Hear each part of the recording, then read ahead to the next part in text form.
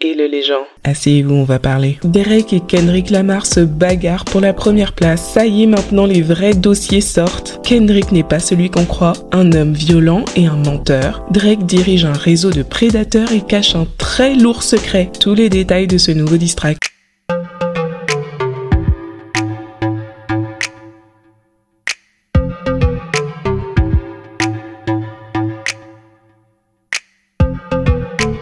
Bon, si vous aviez pas déjà compris, personne va rentrer chez lui. On est tous coincés dans un champ de bataille.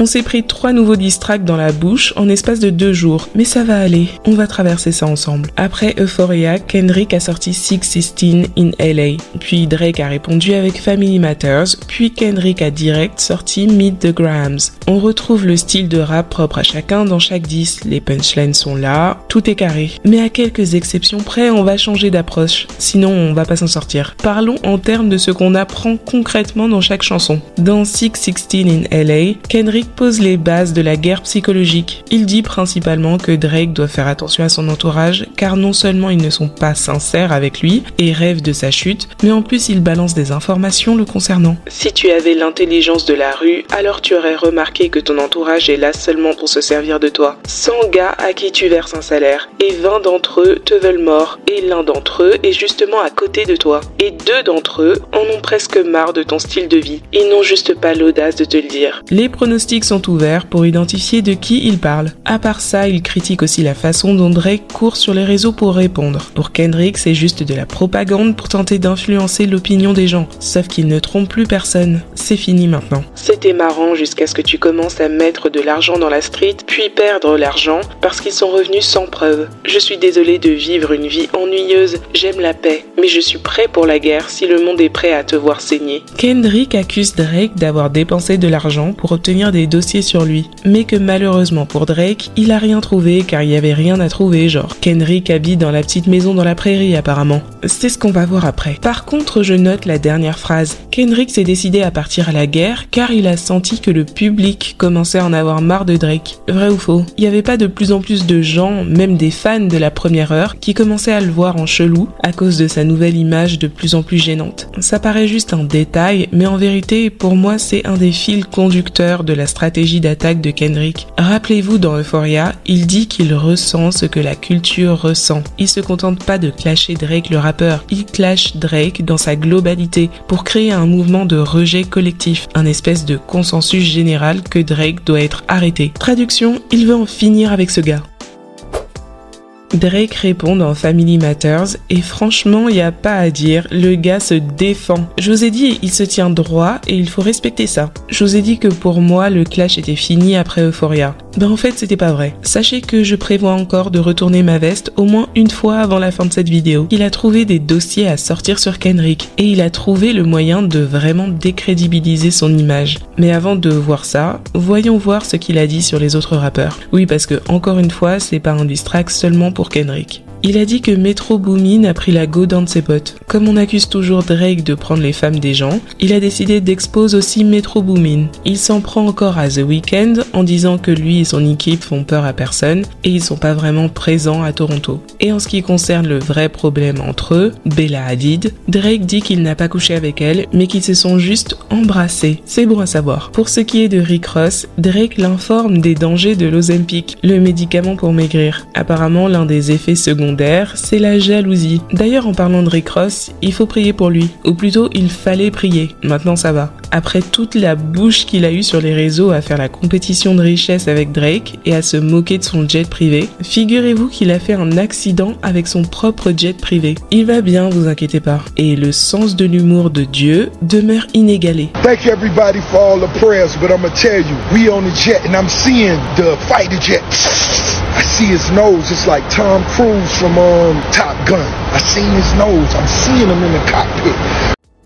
Alors voilà un autre passage intéressant. Drake qui ramasse ASAP Rocky et qui balaye le sol avec son corps. Rakim recommence à mal parler. Tu te sens plus car tu as ken ma baby mama en premier? Mec, fais le calcul. Qui est-ce que moi je me tapais à ce moment-là? Je savais même pas que tu rappais toujours, car il parle encore seulement de ta tenue. Tu vas probablement devoir encore faire un enfant avant de penser à sortir quoi que ce soit. Et même quand tu sors un son, ils vont dire que tu aurais dû faire du mannequinat car ce sera encore nul. Bah écoutez, c'est brutal, mais franchement c'est pas plus mal. Pour un sac à main, je trouve qu'il avait beaucoup trop de bouche. Sinon, la partie émotion, c'est quand il parle de futur. Les BFFs du game, devenus les pires ennemis. Et tout ça pour quoi? Pour un album commun refusé? Pour 2-3 bad bitch? C'est trop triste. Même Drake ne comprend toujours pas ce retournement de veste. Plutôt, ça me rend malade. On ne s'était jamais vraiment embrouillé. Leland Wayne, c'est un bouffon, donc je sais qu'il t'a forcément influencé. Ces gars avaient un plan et ils ont finalement trouvé le moyen de te mêler à ça. 2 albums distincts pour me clasher? J'ai fait une Kim avec, mec. Je les ai parcourus. Moi et Savage avions des pétasses toutes mouillées à nos concerts. On devait presque nager au travers. Vous pensez que Future s'est fait engrainer par les autres, et notamment Metro? Franchement, même s'il s'est fait influencer, il est parti loin là quand même. C'est quand même le fondateur du club des rageux. Drake n'oublie pas au passage de répondre à Kanye. Lui, c'est vite réglé. Il suffit toujours de parler de Kim et d'insinuer qu'il la ken, qu'il va la ken ou qu'il peut la ken. Et maintenant, Kendrick. Alors Drake nous a fait un renversement total de son image en le décrivant comme un menteur, un faux activiste et un homme violent. Comme ça, c'est parfait. Drake balance que Baby Kim, le cousin de Kendrick, serait son ghostwriter. C'est vrai qu'ils ont pas mal travaillé ensemble et Baby Kim est crédité comme auteur sur certaines chansons, mais personne n'a jamais remis en question l'écriture de Kendrick. Drake se défend aussi des accusations de Kendrick et Rick Ross qui ont prétendu que Drake envoyait des lettres de mise en demeure pour stopper les chansons des autres. Il l'aurait fait pour son feat avec French Montana et pour la chanson Like That de Future, Metro et Kendrick Lamar. En vérité, d'après Drake, ce serait plutôt Kendrick le pleurnichard. Les lettres de mise en demeure, c'est pour les pétasses. Il faut pas écouter les mensonges qui sortent de ta bouche. T'as appelé le patrimoine de Tupac et les a suppliés de me poursuivre en justice et faire retirer ça. Drake parle des enfants de Kendrick et de sa femme. Mais quand je vous dis parle, c'est parler, ok? Dans Push Up, il insinuait que Whitney trompait Kendrick et là, il précise sa pensée en disant qu'elle le trompe avec son proche collaborateur Dave Free et que même les enfants de Kendrick seraient en fait ceux de Dave. Hands on your knees, shake that to Drake, now shake that to Free. We're not that kind of free, I'm talking about my Dave.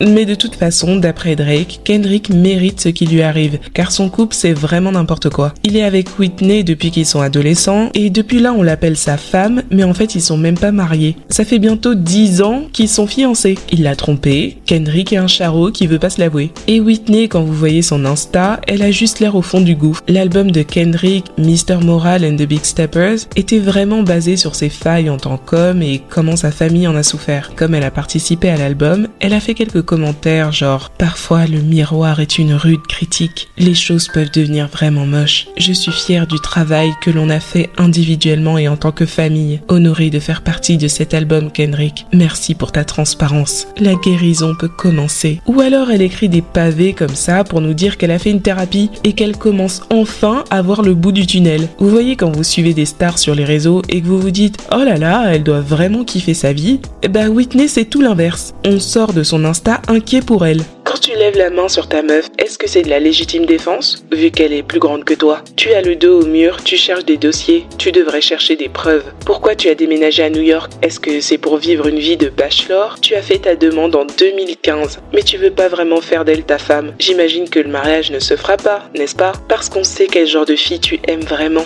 They hired a crisis management team to clean up the fact that you beat on your queen. The picture you painted ain't what it seemed. Alors ça, c'est un vrai problème. Monsieur, ma vie est calme, j'aime trop la paix. Bagarre avec sa femme qui n'est pas sa femme, c'est pas paisible. Kendrick a des explications à donner. Et pendant qu'il y est, il ferait bien d'expliquer aussi pourquoi il casse la tête à Drake et à son complexe identitaire alors que Whitney est métisse et qu'il l'a trompée avec une blanche. Est-ce que vraiment Kendrick est le rappeur conscient qu'il prétend être? Ou alors est-ce que c'est le jumeau de Nick Cannon? Faut nous dire. Tu es là à chercher l'attention, toujours à rapper comme si t'allais libérer des esclaves. Tu fais juste semblant d'être un activiste, tu veux faire croire. Tu ne retournes même pas dans ton quartier parti pour donner de l'argent. Tu dis que tu hais les filles que je ken, mais qu'est-ce que tu veux vraiment dire? J'ai été avec des noirs, des blanches et tout ce qu'il y a entre les deux. C'est toi le messie noir qui marie une reine métisse et qui se tape de la glace vanille pour booster son estime de lui-même. En mode Bobby, je veux savoir ce dont Whitney a besoin. Drake a bien entendu l'interdiction de Kendrick de dire le N-word, mais il va pas la suivre. Il fait remarquer que l'enfant de Kendrick est light skin comme le fils de Drake et donc ils devraient jouer ensemble un de ces quatre. I'm going on vacation, I hope next time y'all plan it right, cause you gotta pay for saying my name, guess now, just understand the price. Kendrick revient sur les côtes de Drake en seulement quelques heures. Sa réponse était totalement préméditée. Bon, déjà ça fait des années qu'il prépare ce moment, mais là par exemple, avec le visuel de ces deux derniers diss tracks, on comprend qu'en fait Kendrick, c'est un tueur en série qui fait semblant de rapper. Pour 616 in LA, le visuel c'est un gant. Ensuite Meet the Grams, c'est la même photo en plus large, et c'est que des objets qui sont liés à Drake. D'après DJ Academics, il s'agirait d'objets qui étaient rangés dans une valise appartenant au père de Drake, Dennis. C'est un gant Prada, une chemisette, des tickets de caisse, des médicaments, une prescription de Ozempic pour Drake. C'est difficile de voir vraiment les détails parce que je pense que le but de Kendrick c'était de montrer à Drake qu'effectivement il a des taupes qui bossent pour lui et il a des preuves qu'il peut sortir à tout moment. Maintenant l'angle qu'il a choisi pour son diss track est tellement diabolique, moi je peux pas. Comment on revient de ça? En fait c'est comme une lettre qu'il adresse tour à tour à chaque membre de la famille de Drake. Il commence avec son fils Adonis. C'est tonton Kendrick qui vient gentiment guider l'enfant puisque son père ne l'éduque pas. Puisqu'il y avait toute cette polémique autour des origines de Drake et les gens traitaient Kendrick d'hypocrite, il précise sa pensée. Parce que lui son problème c'est pas la couleur de peau de Drake en soi, c'est sa posture. Ne tombe jamais dans le business des escortes, c'est une mauvaise religion. S'il te plaît, rappelle-toi, tu peux être une pétasse même si tu sors avec des pétasses. Ne change jamais de code. Que tu aies tort ou raison, tu es un homme noir, même si cela ne te profite pas dans tes objectifs. Fais quelques pompes et un peu de discipline. N'arrondis pas les angles comme ton père l'a fait. Fuck ce que l'Ozempic a fait. Ne paye pas pour jouer avec ces Brésiliens. Prends-toi un abonnement à la salle. Il lui conseille aussi de ne pas avoir honte de la personne avec qui il sort, pas comme son père traite sa mère. Sauf que là, il dit « vos mamans », au pluriel donc. Et ensuite, il conseille à Adonis de ne pas avoir un enfant caché, puis encore un autre enfant caché. 1 plus 1, ça fait donc 2 enfants cachés. Kendrick, le tueur en série, essaie de nous dire quelque chose. Il s'adresse aussi aux parents de Drake, Sandra et Dennis. Sa mère, elle le couvre trop et son père, il s'est jamais occupé de lui. C'est de sa faute si Drake ne respecte rien. Mais en même temps, il ne se distance pas de son père parce que c'est sa caution. C'est son parent noir qui lui permet de légitimer sa présence dans la culture. Bref, le gros truc de ce couplet, c'est qu'il va extrêmement loin dans les accusations contre Drake. Pour Kendrick, Drake est un grand manipulateur pervers. Le genre de pervers qu'on trouve dans l'industrie. Il pense que Drake et Weinstein, c'est les mêmes. Et en fait, il trouve que Drake ne mérite pas de vivre. Voilà, c'est dit. Il déteste les femmes noires et les hypersexualise. Et d'ailleurs, OVO, ils font pas que de la musique. Mais où est Bernard quand on a besoin de lui? Sexe, escorte, Ozempic, OVO, la plaque tournante du trafic d'êtres humains à Toronto. Il a des prédateurs sexuels chez OVO qu'il garde sous salaire mensuel. Un enfant ne devrait jamais être compromis, mais il garde son enfant autour de lui. Et nous devons élever nos filles, sachant qu'il y a des prédateurs comme lui qui les épient. Fuck les battles de rap. Il devrait mourir pour que toutes ces femmes puissent vivre avec un but. Là, c'est même plus des blagues. Kendrick lance l'alerte sur ce qui se passe dans l'industrie et détaille un espèce de mode opératoire. Les pervers comme Drake vont chercher des victimes pour les ramener chez eux et les traitent de tendres si elles refusent de se dévergonder. C'est une façon de les manipuler et de garder celles qui n'ont pas de limite. Ensuite, ils font fuiter des vidéos d'eux-mêmes pour promouvoir leur agenda. Il fait référence à la vidéo du zizi de Drake. Kendrick pense que c'est lui-même qui l'a leaké pour pervertir la jeunesse et normaliser ce genre de contenu. D'après Kendrick, toute femme qui écoute Drake doit avoir conscience qu'elle met en danger ses sœurs et ses nièces. Ensuite, il nous fait sa dose de name dropping. Il nous rappelle que Cat Williams l'avait prédit, que tous les gros pervers Illuminati allaient se faire expose. Protégez vos filles, protégez vos enfants, protégez votre famille. Il demande à LeBron James et Steph Curry de protéger leur famille aussi. Et ça, c'est le passage où il essaye encore de rallier la culture. Si Kendrick est contre Drake, c'est parce que Drake est contre le bien commun. LeBron James, Steph Curry, c'est des gens qu'on respecte dans la communauté. Et il fait bien exprès de les opposer à Drake. Maintenant, comme si ça suffisait pas, le 4e membre de la famille de Drake à qui Kendrick décide de s'adresser, c'est la fille de Drake. What? Kendrick le psychopathe a balancé que Drake aurait une fille. Parce que lui, bien sûr, les baby showers, les gender reveals, les faire-part de naissance, tout ça il connaît pas. C'est seulement dans les diss tracks qu'on doit apprendre l'existence de ses enfants. Dear baby girl, I'm sorry that your father not active inside your world. He don't commit too much, but it's music, yeah, that's for sure. He a narcissist, misogynist, living inside his songs. Try to destroy families rather than taking care of his own. Ensuite, il s'adresse à Drake et c'est pas il a de l'audace de dire que malgré ce qu'on pourrait croire, il n'a pas une once de haine envers Drake. C'est juste que Drake a dépassé les bornes en commençant à parler de la famille. Kendrick veut vraiment dépecer Drake jusqu'à ce qu'il en reste plus rien. Le vrai problème, d'après lui, il est interne. Drake doit faire un travail sur lui-même et arrêter de mentir sur chaque aspect de sa vie. Drake a réagi sur Instagram pour dire qu'il veut tuer Kendrick. Et aussi, il a plus ou moins nié avoir un autre enfant caché. Non, attendez, est-ce que quelqu'un peut trouver ma fille cachée, s'il vous plaît, et me l'envoyer? Ces gars sont à bout. Non, Drake, c'est moi qui suis à bout. J'ai peur d'aller dormir et de me réveiller avec un nouveau diss track. Je vais prier pour que Kendrick ait menti et que Drake n'a pas encore fait des enfants dehors. Prions aussi pour que la plaque tournante du trafic d'êtres humains soit fausse. Pareil, je pars du principe que Kendrick n'a pas frappé sa femme dépressive, tant qu'on n'a pas de procès équitable. Le prochain qu'il ouvre, c'est pour présenter des preuves. Arrêtez de jouer avec notre pression sanguine, s'il vous plaît.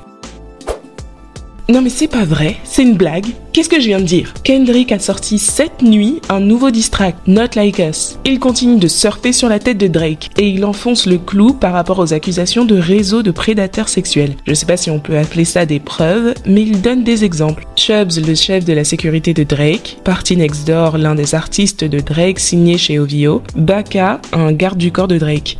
Alors d'après Kendrick, Chubbs récupère les jeunes filles dont Drake ne veut plus, pour les soulever à son tour. C'est la générosité et le partage avant tout, n'est-ce pas? Party profite de la fête avec de la coke. Et pendant ce temps, Baka est toujours là, et on comprend pas pourquoi. Apparemment, en 2014, il a été arrêté pour des faits de proxénétisme. Il a forcé une femme de 22 ans à se prostituer. Quand il est sorti de prison, Drake l'a gardé avec lui parmi ses collaborateurs. Il a soutenu sa réinsertion publiquement, puisqu'il a parlé de lui dans une chanson en 2015. Vous comprenez maintenant le visuel de la chanson. C'est la maison de Drake à Toronto, et Kendrick a placé les icônes qui en temps normal sont supposées indiquer les prédateurs sexuels présents dans le secteur. Ils sont chez Drake. Voilà. Bon, après Kendrick parle tantôt de pointeurs, tantôt de pédophiles. J'imagine que c'est parce que les filles en question sont souvent très jeunes. Mais est-ce que vraiment il a des infos comme quoi Drake ou son équipe aurait agressé des mineurs? Je sais pas. Sinon, il nous rappelle aussi que Drake avait couché avec la meuf de Lil Wayne pendant qu'il était en tôle. Même Lil Wayne, son mentor, sa photo de profil Insta, ce gars n'a aucun respect pour rien en fait. Mais attention, apparemment c'est une ancienne histoire et c'est pas vraiment un secret. Lil Wayne lui-même l'a raconté dans son autobiographie et ça s'est pas tout à fait passé comme ça. En fait, pendant que Lil Wayne était en prison en 2010, il a appris que Drake avait couché avec sa meuf de l'époque, Tammy Torres, mais que c'est arrivé avant qu'il ne soit en couple avec elle. Forcément, il a mal vécu la nouvelle, mais c'était pas à proprement parler une trahison de la part de Drake, même si on peut considérer que c'est déjà un problème de ne pas avoir dit la vérité à Lil Wayne tout de suite. Donc voilà, est-ce que Kendrick sait quelque chose qu'on ignore, ou alors est-ce qu'il veut juste créer des embrouilles entre Drake et Lil Wayne? Je sais pas. Dites en commentaire ce que vous pensez de la vidéo. Comment ça va, vous, psychologiquement? Je sais que c'est pas une période facile, on est très sollicité. Pensez à méditer et manger des fruits. Et dites-nous qui a gagné le battle jusqu'à présent. D'après vous, qu'est-ce qui est vrai ou faux parmi les dossiers? Allez, on se parle en commentaire.